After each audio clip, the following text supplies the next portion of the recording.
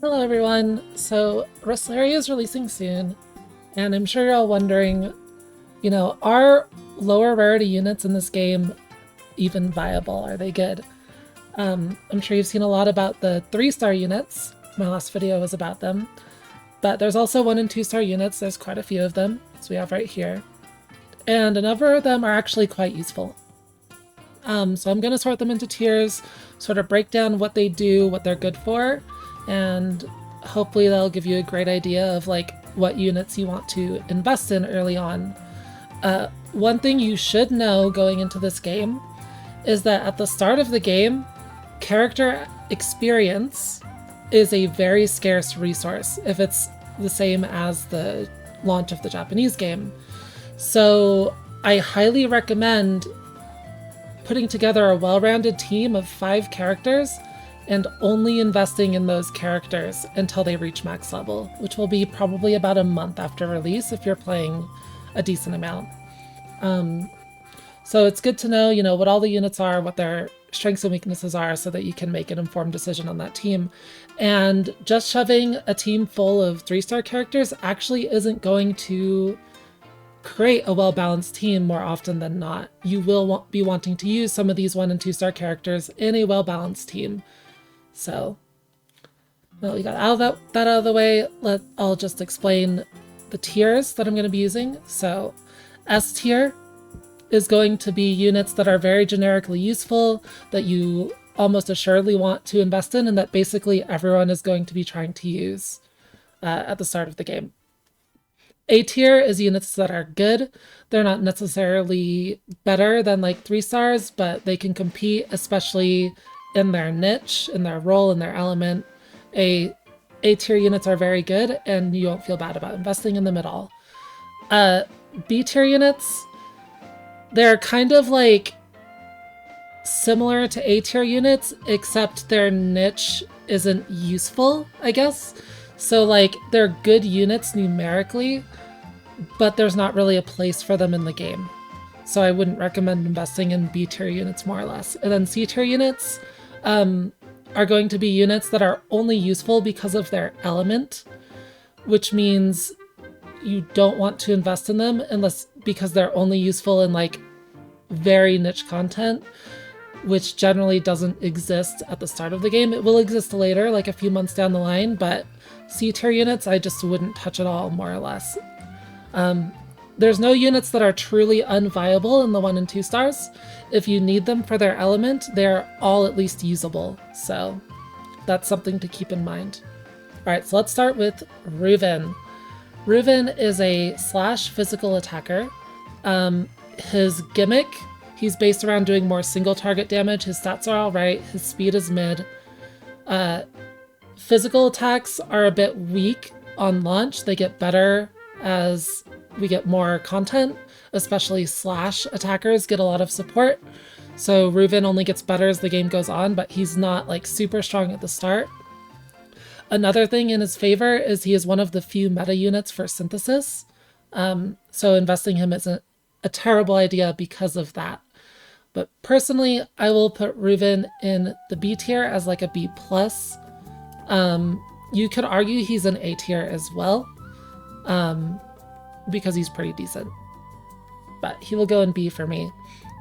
Alright, so Viorato.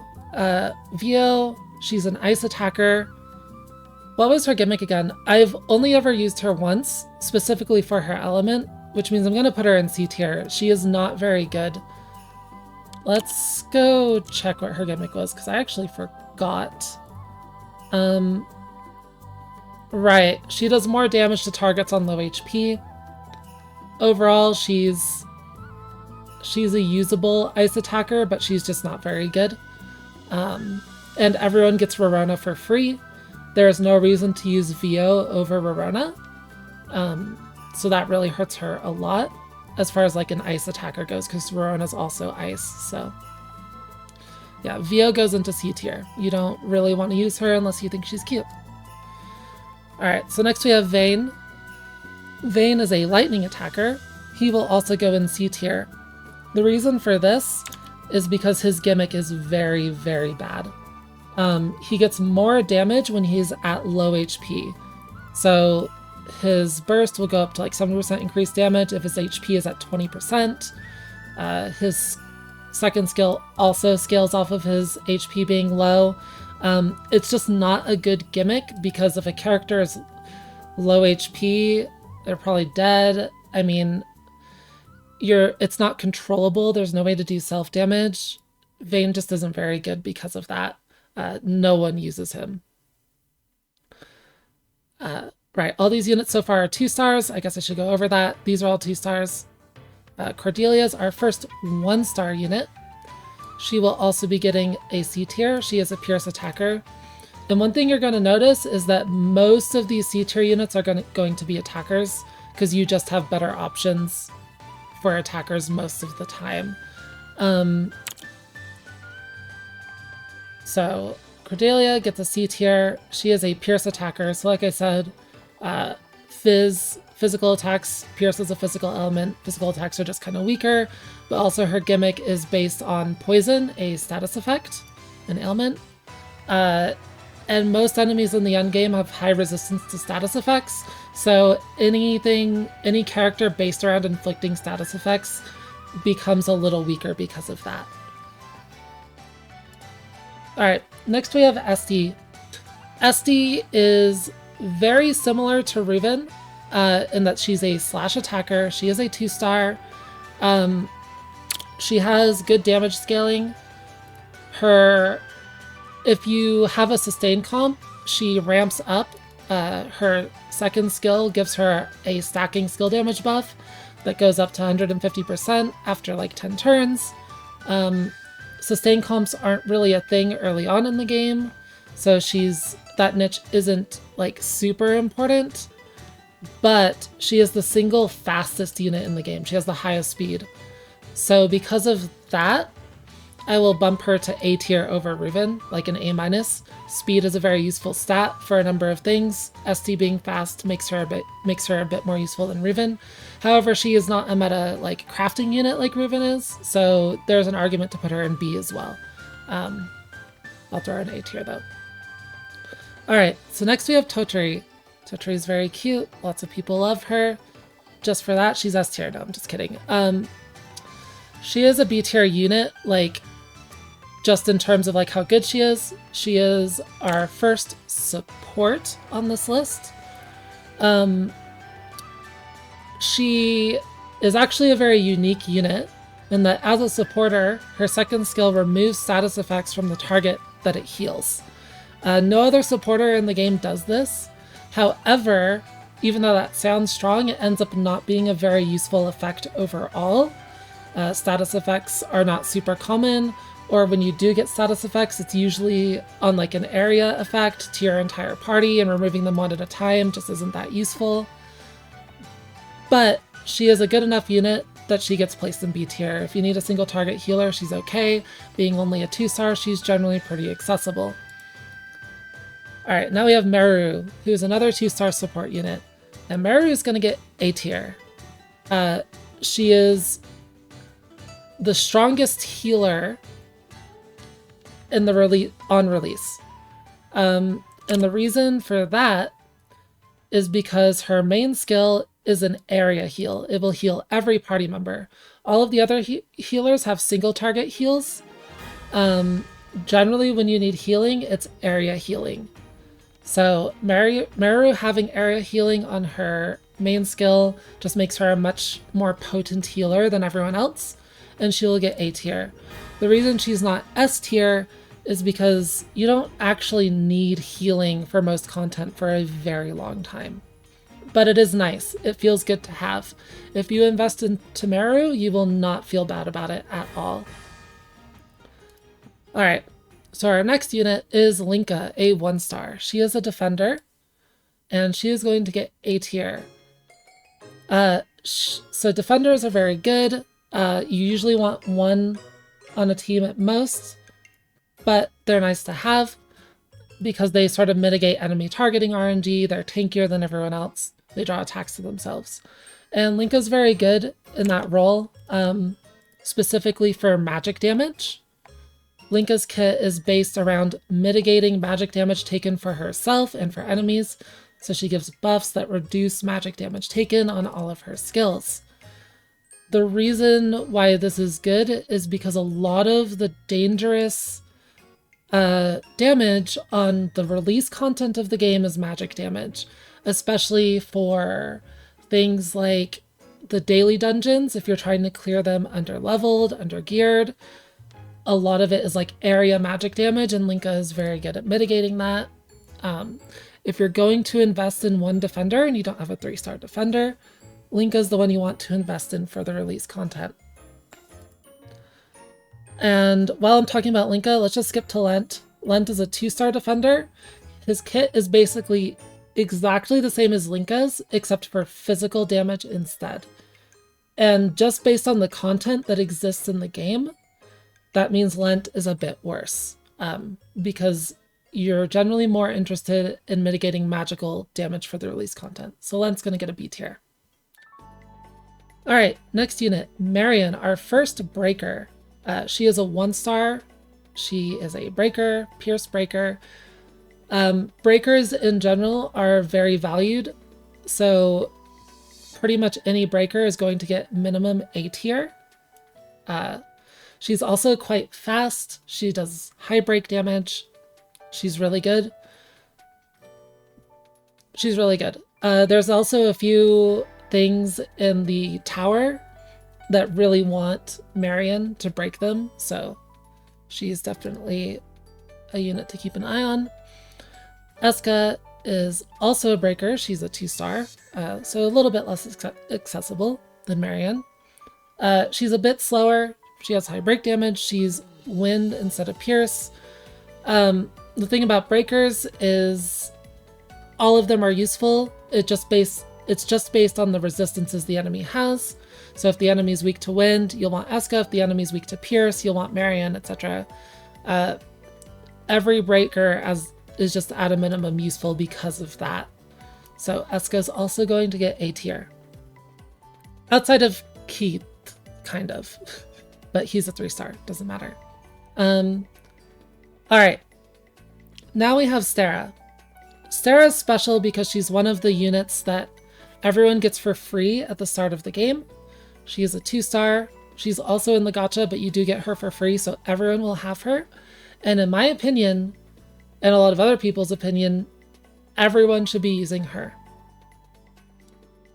Easy S tier. Like I said before, breakers are at minimum S tier. Stara is also a breaker, but she's a bit of a unique breaker in that she does area break damage and not single target break damage. Area break damage is more generically useful. It's less break damage, but it hits every enemy. Almost all battles in this game are against multiple enemies and not single targets. The only other area breaker on release is Mari, who comes from Gacha. She's a 3-star. And honestly, if you have Mari, you might want to use both Mari and Stara anyways. They're not direct replacements for each other. Having 2 breakers is generally good for a well-rounded team comp. So almost everyone should be using Stara on release. If Stara's not in your team, it's probably objectively wrong. Like straight up. So keep that in mind. Monica. Monica is a defender. Her kit is based around evasion, so avoiding damage. The evasion values are pretty low. It's obviously also RNG whether the evade actually goes off or not. She's going to get C tier. She's not a very good defender. The other evasion tank, Yuri, as a 3-star is a bit better, and she's even in like C tier for rerolls. She's probably a B tier unit overall. Monica, just being a worse version of Yuri, not really that useful, goes into C tier. All right, next is Tess. She is a support unit. She's a 1-star. She does single target healing. Single target healing, like I've said before, is weak. Sort of like, it's still good. Heals are still good, but single target healing is usually worse than area healing. She doesn't do anything special. She's generally worse than Toturi and the other like 3-star single target healers, so she gets a C tier. Alright, next is Tao. He's a 1-star impact attacker. He is the one that always comes in your daily pulls and gives you nightmares. He's actually kind of useful for, you know, being an impact attacker if you need an impact attacker. His gimmick is around status effects, which inherently makes him a bit weaker as an attacker. He gets bonus damage if enemy has status effects. Not very good. He gets a C tier. Alright, the final two are protagonists, Resna and Valeria. So Resna is the character you start the game with. She's a 1-star. Resna gets S tier. Yes. The 2 units that you start with are actually the best units on this list. How nice of them, right? So there's a few reasons for Resna being an S tier.